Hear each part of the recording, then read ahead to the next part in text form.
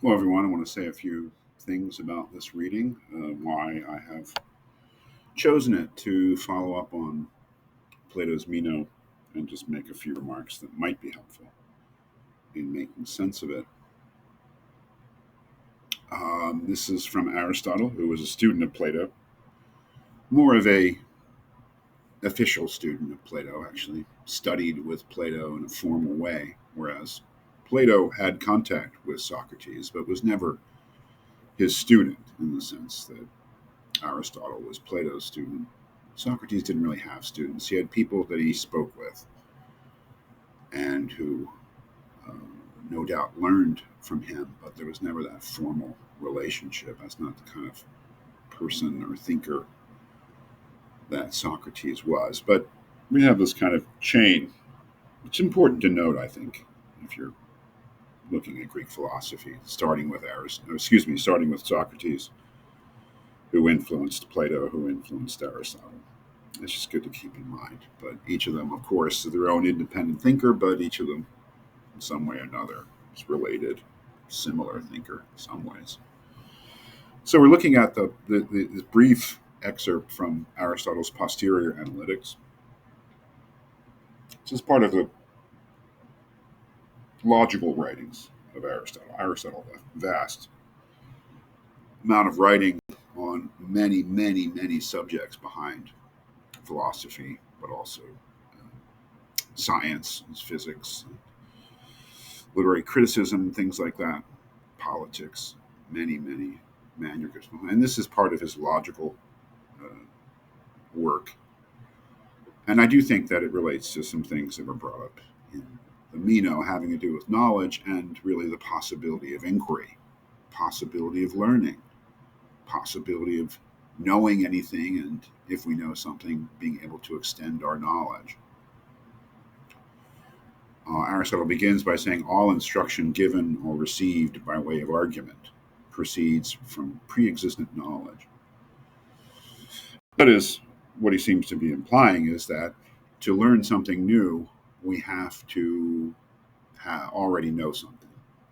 And I think right away you can see the relevance of that to what is going on in the Meno, at least the Meno's paradox, where he says, well, if we don't know what virtue is, how could we possibly find it?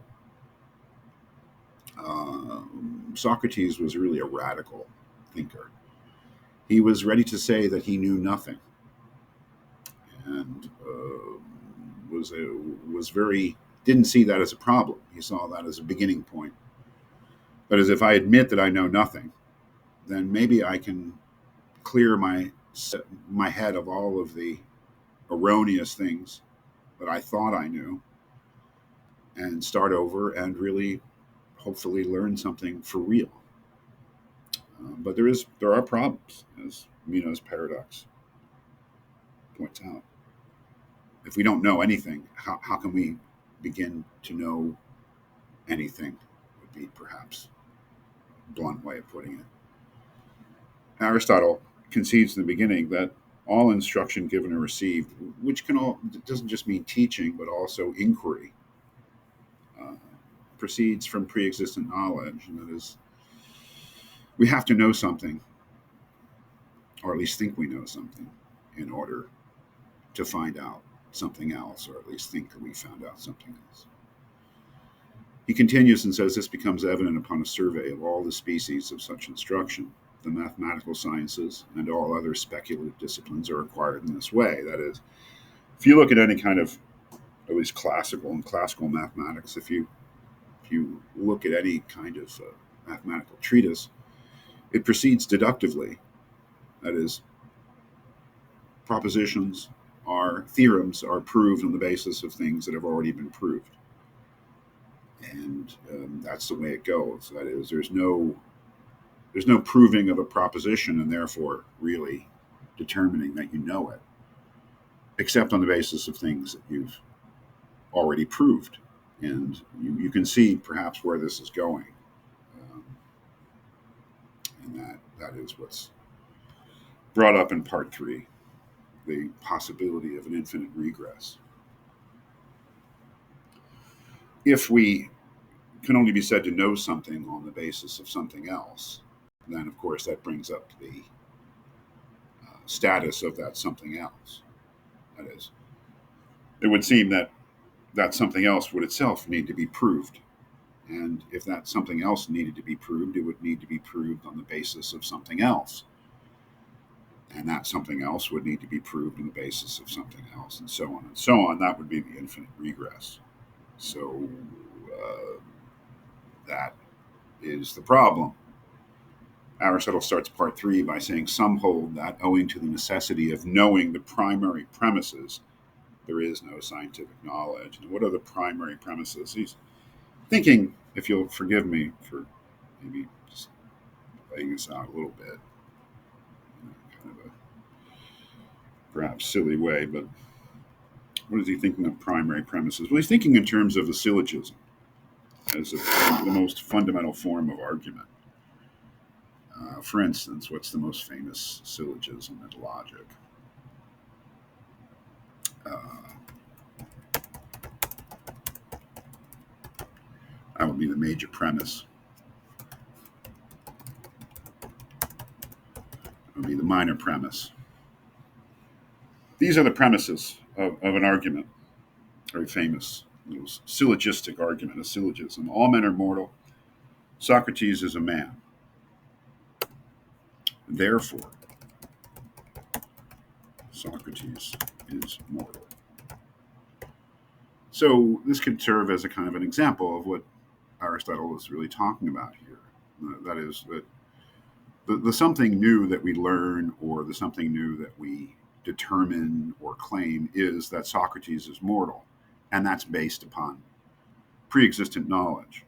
The major premise that all men are mortal, and the minor premise that Socrates is in fact a man.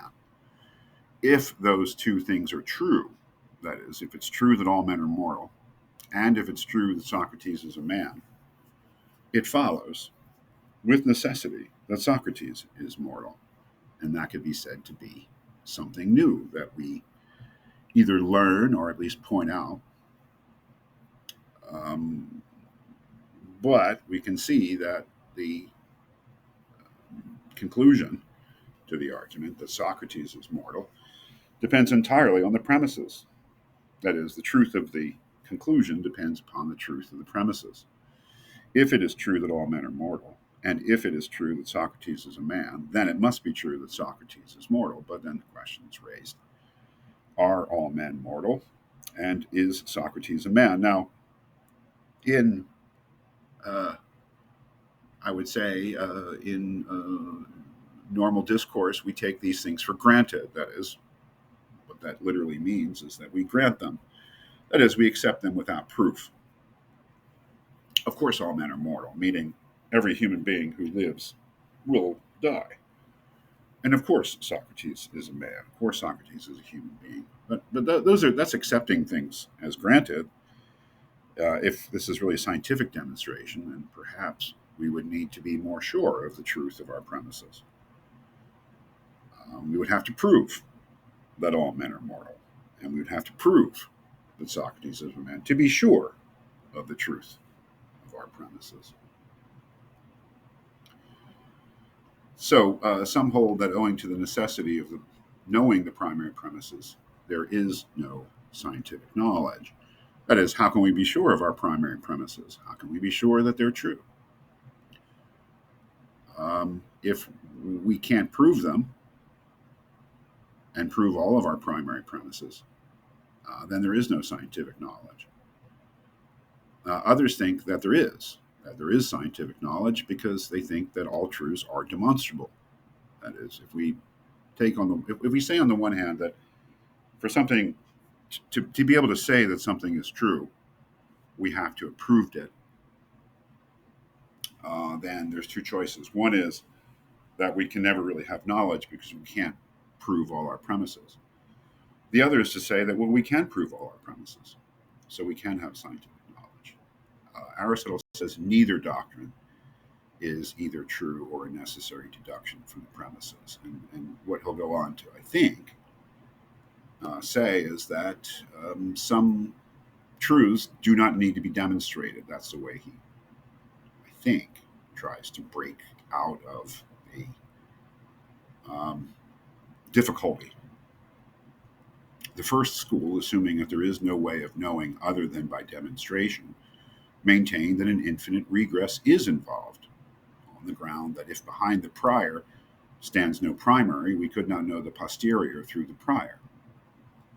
That is, if we say um, that the only way that we can know whether something is true, any claim, any statement is true, is by demonstrating its truth, then we will definitely be involved in an infinite regress. If we look at something as simple as our little syllogism, for instance, how would we prove that all men are mortal? Well, we would prove it on the basis of other things that we know. But how would we prove that those other things that we know are true? What we would prove on the basis of other things, and so on, and so on, and so on. If it's necessary for us to be able to prove all of our premises, then there's no possibility of knowledge, because we'll never be able to prove all of our premises. We will be involved in an infinite regress. Um,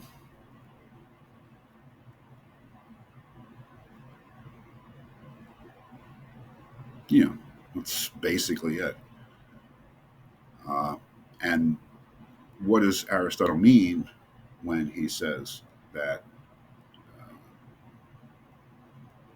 neither doctrine is true? Well, he says at the end of this reading, our own doctrine is that not all knowledge is demonstrative. That is, not everything that we know and can be sure of knowing is the result of a demonstration. On the contrary, knowledge of the immediate premises is independent of demonstration. The necessity of this is obvious, for since we must know the prior premises from which the demonstration is drawn, and since the regress must end in immediate truths, those truths must be indemonstrable. So there has to be a starting point, Aristotle said.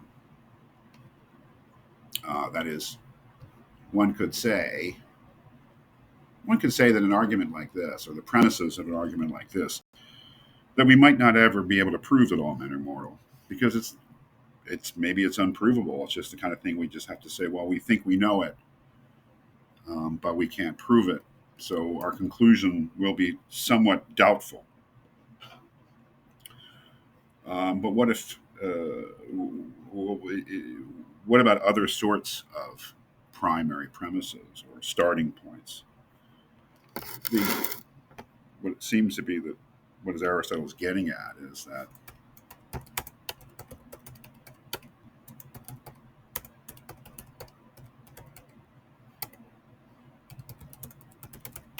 and the only way that he can really misspelling premises there, but I don't know how you spell it.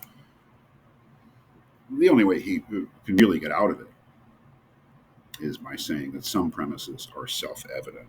That is, the truth of them is self-evident. And this will be the subject of our next reading from Aristotle, where he argues, or at least I mean how you argue, but he puts forth a doctrine that the principle of non-contradiction is one such and the most primary of all self-evident truths. And this starts us off on a certain path, I would say, in terms of our reading future. The idea that maybe not this argument about Socrates, but that some arguments have premises or principles that are so deeply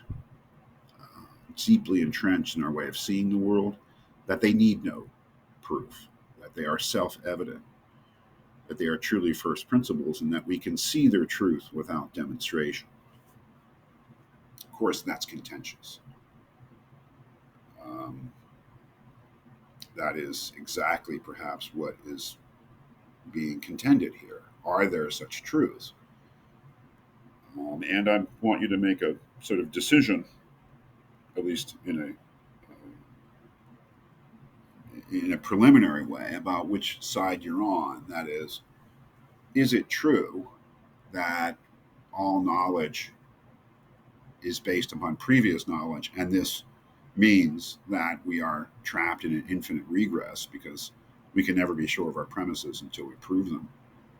Or do you believe, like Aristotle, that there are, in fact, true starting points, in the sense that there are primary principles that don't need to be demonstrated, they can't be demonstrated, but the truth of which is self evident?